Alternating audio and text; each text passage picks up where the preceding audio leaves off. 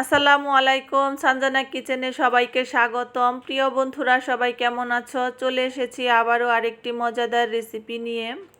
আজকে তোমাদেরকে আমি মুসুরির ডাল দিয়ে পুঁই শাকের মজাদার একটা রেসিপি করে দেখাবো। আশা করি রেসিপিটা তোমাদের কাছে খুবই ভালো লাগবে।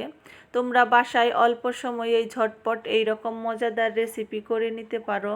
তো চলো তোমাদেরকে দেখিয়ে দেই আমি কিভাবে বানালাম এই মজাদার রেসিপিটি।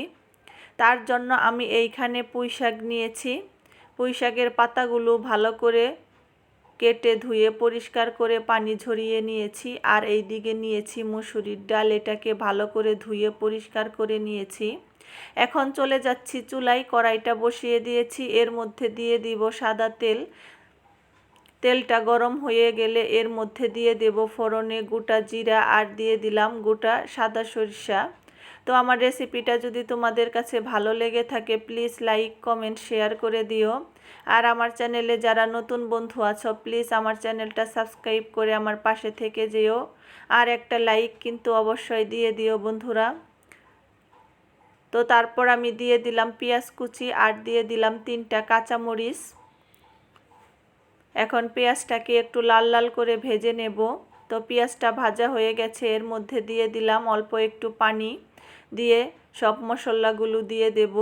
দিয়ে দিলাম পরিমাণ মতো লবণ, হাফ চা চামচ ধনিয়ার গুঁড়া, হলুদ গুঁড়া আর দিয়ে দিলাম 1 চামচ মরিচের গুঁড়া। আর দিয়ে দেব হাফ চামচের মতো আদা রসুন বাটা।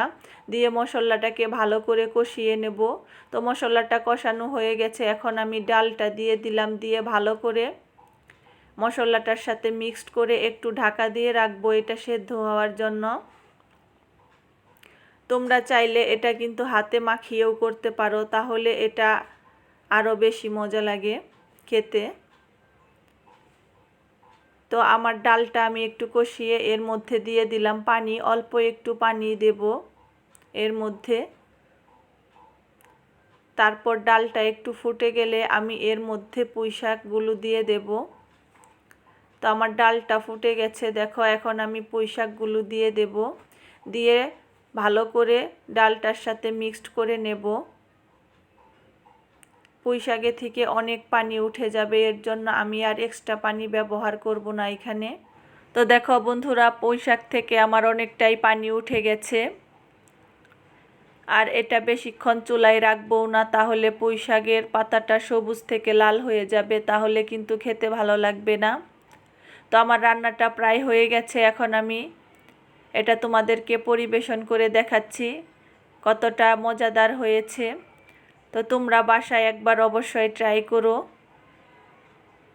বানিয়ে খেয়ে আমাকে কমেন্ট করে জানিও রেসিপিটা কেমন হয়েছিল। তো দেখো বন্ধুরা, আমি পরিবেশন করে নিয়েছি।